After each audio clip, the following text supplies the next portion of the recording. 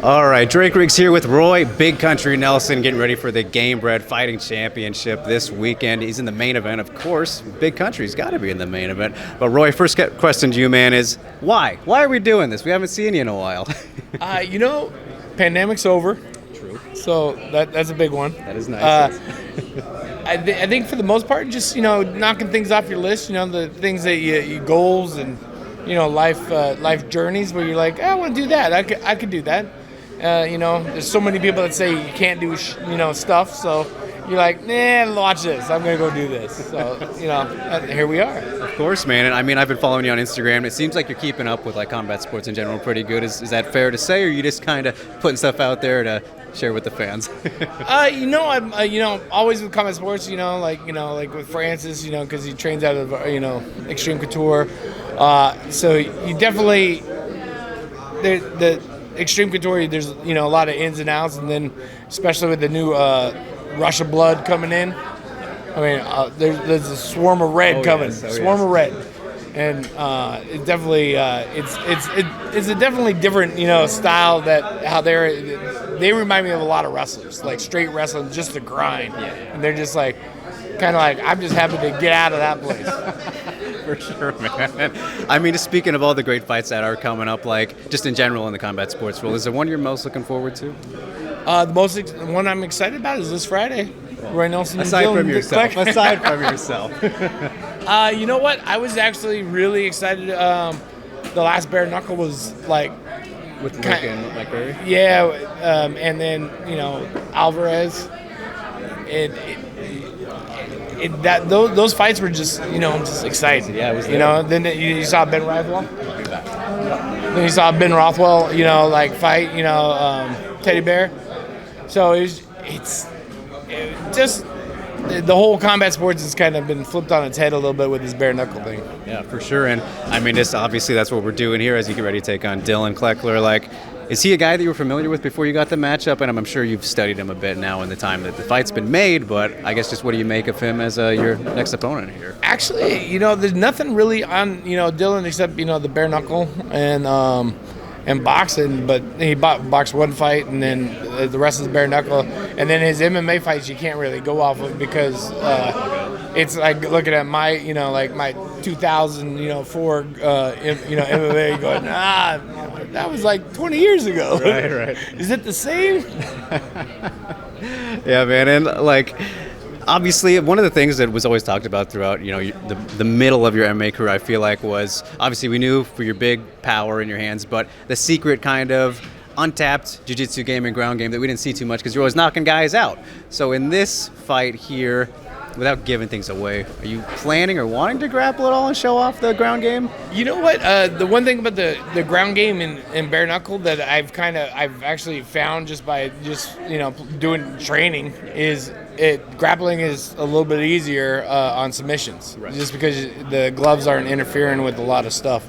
Like to block a choke before an MMA, all you have to do is kind of do this. And now with a hand, you can kind of slither in and get a choke or something. So it's definitely different. I can imagine. And how many more can we expect from you, man? Like, obviously, you haven't said anything about this will be the last one or whatever, but it was a little bit of a break before now. We expect more Big Country in any fights after this or what? Like for me, I'm all about clearing off the bucket list. So like this is like a historic moment, bare knuckle. Like the whole, like I was telling George, the only reason why I even we were talking was try to get a boxing match in. Yeah. So I was like, I want to get my one boxing match, and then we could probably set that up with Samuel Peters. He's a WBC champ. Some of these names kind of popped up, and I was like, oh, that's a boxing champ. So I could do that'd be kind of cool. And then, hey, do you mind doing bare knuckle MMA? When is that? What is that? Or what? I'm like, you know what? Sure, I'm a fighter, so let's do it. Of course, man. And so many great moments in your career. And I got to wonder, Roy, is there one for you? I don't know if you're a reflective guy, but proudest victory or just moment in general throughout your entire fighting career? I think probably I'd say the two would be winning the IFL championship, going through a tournament, winning that, and then and winning the Ultimate Fighter. those are probably the two like aha moments, and besides my very first. I'd say my very first 2 fights, and then those 2 other moments. The first 2 fights was that I did a tournament. My very first, the very first time I ever fought was winner take all. So if you didn't win any money. And I had to fight twice to just get a belt and the whole night. So I was like, but that was like the different times. It was different where you're like, oh, that. Okay, you know what? I'm not so bad at this. Yeah. And I feel like you've never had like any issues with anybody that at least we've known about on the surface, like beefs or rivalries or anything like that. But is there a biggest asshole you fought, Roy? Biggest asshole, be probably Matt Mitrione. That'd probably be the only guy I'd probably like kill for free, or knock him out for free. Like that'd probably be the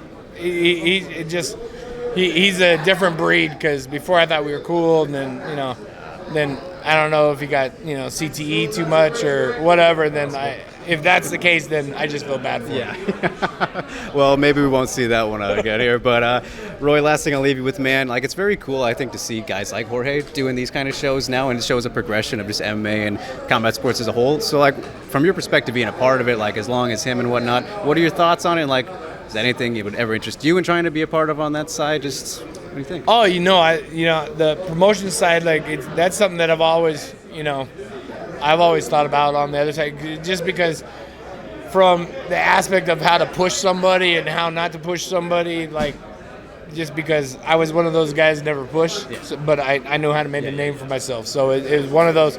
Imagine if I had a PR machine. That's the difference. Yeah, exactly. Well, all right, Roy, we look forward to the fight, and I can't wait to see it, man. Best luck with everything. Thanks so much for the time. Thank you.